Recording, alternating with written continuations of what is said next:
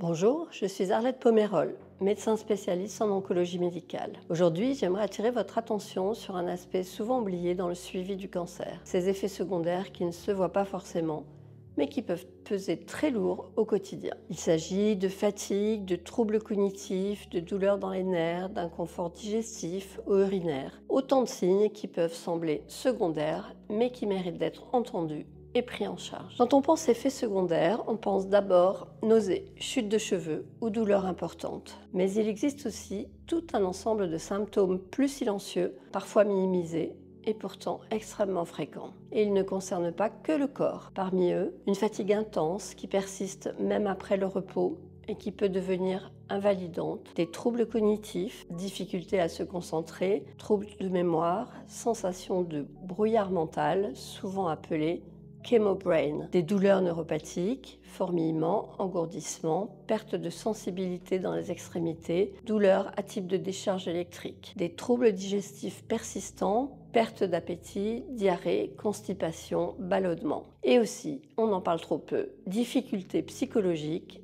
anxiété, irritabilité, baisse de morale, troubles du sommeil, sensation d'isolement. Enfin, des difficultés relationnelles et sociales, perte de lien avec l'entourage, incompréhension, sentiment d'être à part ou de trop, difficultés professionnelles, enfin des troubles sexuels. Ces symptômes ne sont pas des caprices ni des à-côtés. Ils sont bien réels, fréquents et méritent d'être pris en charge comme n'importe quel effet secondaire. La bonne nouvelle, c'est que vous n'êtes pas seul face à ces symptômes. Il existe des solutions concrètes, comment anticiper et les mettre en place rapidement. Aujourd'hui, grâce aux soins de support, on peut souvent agir en amont ou dès les premiers signes. Par exemple, pour la fatigue, l'activité physique adaptée, même très douce, est un des meilleurs moyens de relancer l'énergie et d'améliorer le moral. Pour des douleurs musculaires ou nerveuses, la réflexologie, les automassages, la sophrologie ou encore la somatopsychopédagogie peuvent apporter un vrai soulagement. En cas de troubles digestifs, l'accompagnement diététique permet d'ajuster les repas, d'enrichir l'alimentation ou de soulager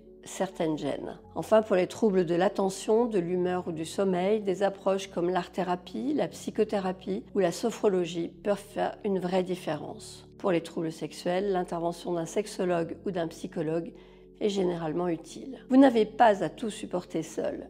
Il existe des leviers efficaces pour soulager ces inconforts et retrouver un équilibre. La clé réside souvent dans la bonne combinaison de soins de support en fonction de votre personnalité. Et quand faut-il en parler ? Je sais que certains hésitent à parler de ces effets secondaires-là par peur de déranger ou parce qu'ils semblent moins graves. Mais c'est exactement le contraire. Ce sont souvent ces petits signaux, fatigue qui s'installe, douleurs nouvelles, perte d'appétit, qui peuvent nous alerter. Il faut en parler si la fatigue devient handicapante dans votre vie quotidienne.